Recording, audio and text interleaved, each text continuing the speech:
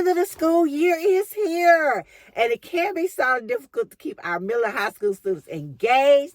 So we're going to talk about some things that we can do to keep them focused on class and not on summer vacation.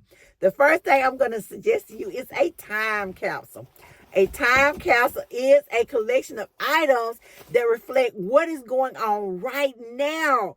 You would have your student find some items that reflect our current music, maybe something that is in the news. Be sure that they put in something that's sentimental to them and why. They can them include some of their goals and aspirations.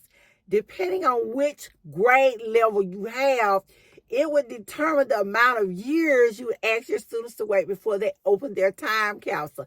So if you had a high school senior, you might have them open their capsule in 10 years. If you were dealing with middle school, you may say 20. It just all depends on you and what your students agree to. My brother had this assignment when he was in high school. He did it when he was a senior, and his teacher gave him a deadline of, I think it was 10 years. And he was extremely excited about his assignment. But not only was he excited about it, so were me and my mom and the rest of my brothers and sisters, because we all wanted to see if he had reached his goals in the time allotted for him to open the time capsule. It was really great. I think we beat him to the time capsule. We all enjoyed this assignment, and your students will love it too. So have them create a time capsule. Another option for you is a digital portfolio. I love portfolio assignments, and I give them to my students all the time. You can have them collect their best work and save them on a flash drive, jump drive, in a Dropbox, or whatever memory item you want to use with your class, and have this where at the end of the school year they can present it. Or you can just wait until the end of the year when they collect what they feel like was their best work and have it placed into their digital portfolio. You can also do a hard copy of this assignment if you would like. I used to do this assignment with my students. We always did a hard copy. And what I did was I gave the guidelines or the table of contents to them the first of school. And as we went along the school year, then they would begin to add the items in which I was asking them to add. So I will confess that my students really liked. They hated it when I first gave it to them. But by the time they finished it, by the time school year was over, they were very glad that they'd done it. Also, I had my students come back years later and tell me what a wonderful assignment it was and how they look forward to it. They enjoy making it. And these are adult students, and they said they still go back and look at it because it helps them remember that particular school year. I even had one parent come tell me that she really, really loved their portfolio project. So whether you do it digital or whether you do a hard copy, a portfolio is a great idea to use with your students as we come to the end of the school year. Along that same line is a memory book. You can have them collect some of their favorite memories throughout the school year. You can either let them add the items as they would like. That would include like photos, drawings, and other assignments that they want to keep and reflect back on. Or you could give them a list of things in which to write about to place in their memory books. If you have seniors with high school, then this is probably going to be their senior book. You wouldn't really want to take the place of that. But if they're not a senior, or even if they are a senior, they just want to do one, this is a great opportunity to allow them to do just that. I like the Entrepreneur Challenge. An Entrepreneur Challenge is when you challenge your students to become an entrepreneur. You have them form their own business, and then you have them create their own product and a business plan.